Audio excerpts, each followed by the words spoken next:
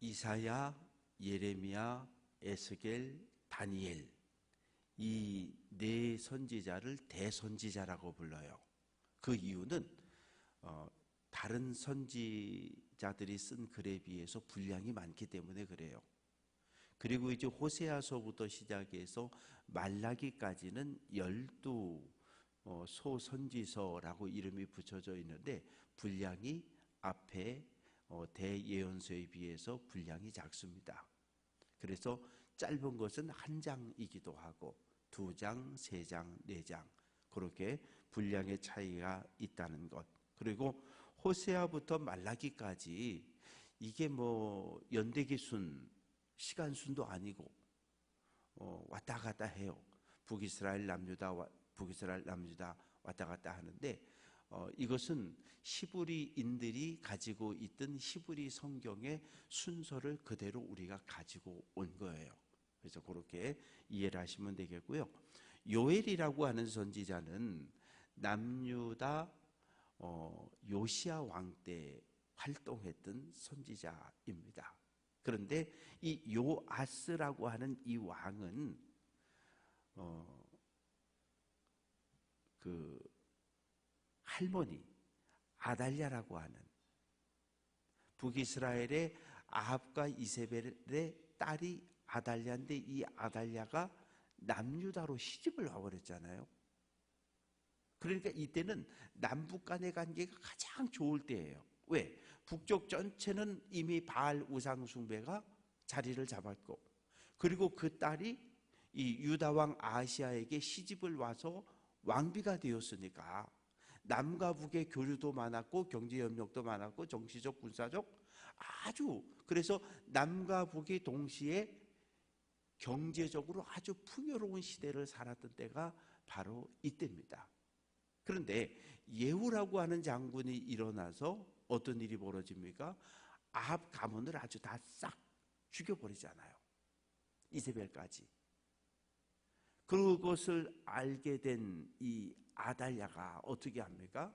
다윗의 후손을 모조리 죽여버려요. 그때 한 살짜리, 빵살짜리 이 갓 태어난 요아스 왕자 하나를 고모가 숨겨서 6년을 기른 거예요. 그러다가 7살에 왕이 됩니다.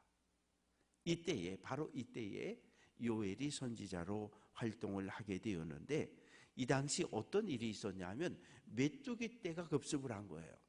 뭐 우리는 그냥 메뚜기 그러면 우리는 파란색 메뚜기만 알잖아요. 왜? 뭐 추수 끝나면 가서 잡아가지고 튀겨 먹고 이거 먹을 수 있는.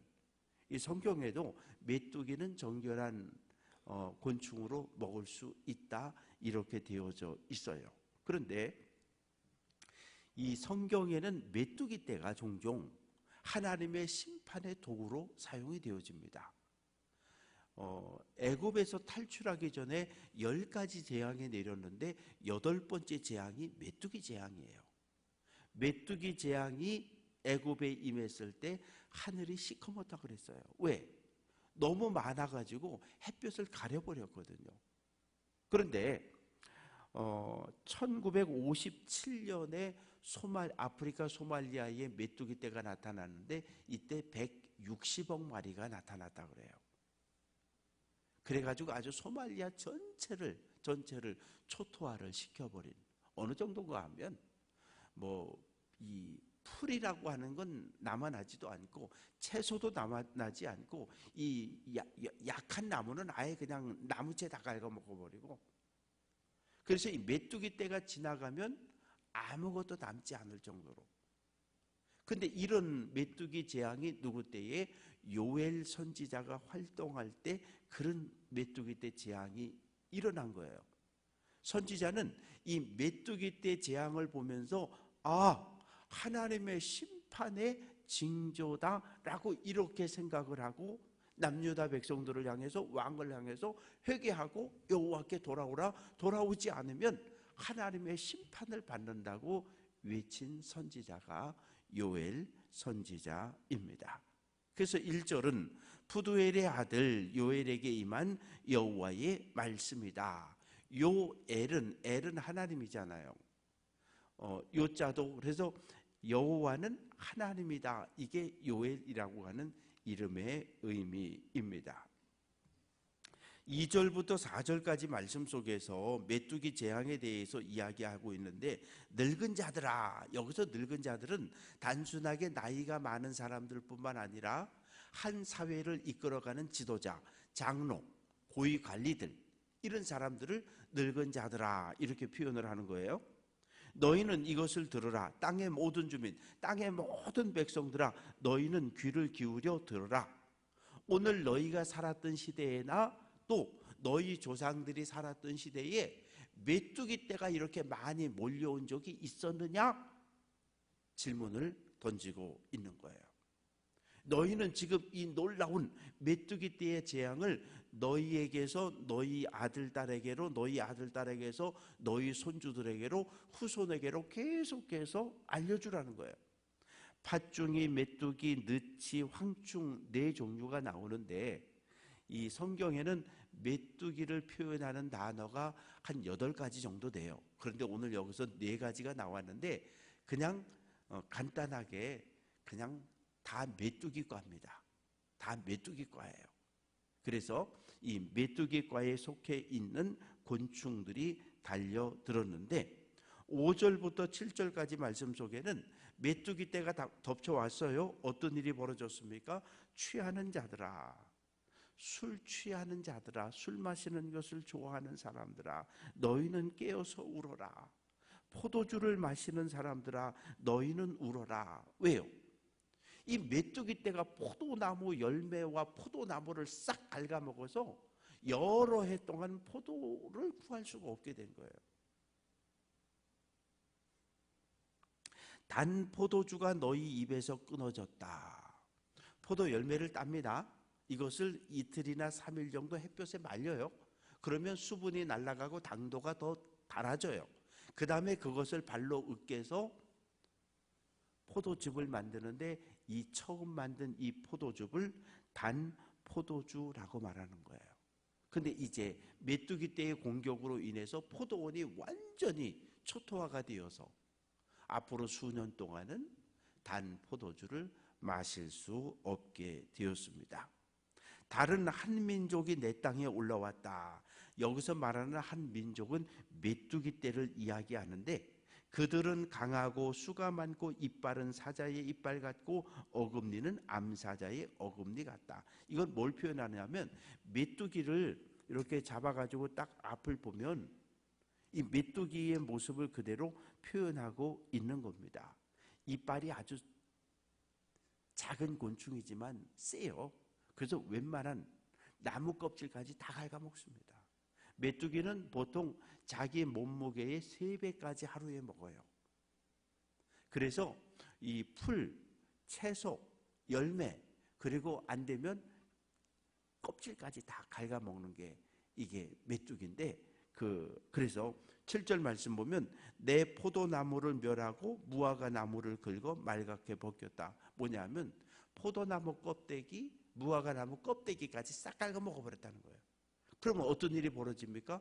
껍데기가 벗겨지면 그 안에 하얀 속살이 나타나게 되고, 그 하얀 속살은 말라서 결국 죽어요. 8절부터 12절까지 말씀 보면, 너희는 처녀가 어렸을 때 약혼한 남자로 말미암아 굵은 베옷을 동이고 애곡해라. 무슨 말인가 하면, 약혼을 했어요. 약혼을 하고 1년 있다 결혼을 해야 돼요. 약혼한 처녀는 이제 1년 동안 가슴을 두근두근 하면서 기다리는 거예요. 왜? 신랑이 나를 데리러 올 때를 기다리면서. 그런데 전쟁이 벌어졌잖아요. 웬만한 때는 전쟁이 벌어져도 약혼한 사람, 결혼하고 후사를 남기지 못한 사람들은 전쟁에서, 병역에서 제외를 시켜줘요. 그런데 전쟁이 길어지고 큰 전쟁이 벌어지면 남자들은 다 전쟁에 가야 돼요. 어떻게 됐습니까? 죽었다는 이야기예요. 굵은 베옷이라고 하는 건 염소털로 만든 옷인데, 이것은 검은색입니다. 이 신랑이 데리러 올 때를 두근두근하며 기다렸는데 뜻밖의 남편이 전쟁에 나가서 죽었다는 소식을 듣고 검은 베옷을 입고 통곡해야 되는 이 안타까운 처녀의 이야기가 기록이 되어지고, 그리고 성전에서 하나님께 제사하는 사람들은 어떤 일이 벌어졌습니까? 소제와 전제가 여호와의 성전에서 끊어졌다. 소제는 밀과 보리로 드리는 제사고 전제는 포도주를 부어 드리는 제사인데 끊어졌다는 거예요. 왜? 메뚜기 떼가 달려들어서 밀이고 보리고 포도나무고 다 박살을 내놨기 때문에 백성들이 제물을 가지고 성전에 오지를 못해요. 백성들이 전제를 가져오고 소제를 가져오고 제물을 가져와야 제사를 드리고 제사장의 몫이 있어서 그들도 생활을 할 수 있는데 제사장들이 아무것도, 양식이 끊어져 버렸어요. 10절, 밭이 황무하고 토지가 마르니 곡식이 떨어지고 새 포도주가 말랐고 기름이 다하였다. 뭐 포도원, 감람나무, 올리브나무, 하여튼 모든 가수원이 다 초토화됐고 밀볼이 다 없어졌으니까 아무것도 여호와께 가져올 수 있는 제물 자체가 없는 거예요. 그래서 여호와의 성전에서 제사가 끊어져 버렸습니다. 그래서 11절 말씀 보면 포도원, 밀, 보리, 12절 포도나무, 무화과나무, 석류나무, 대추나무, 사과나무, 밭에 모든 나무가 다 시들었다.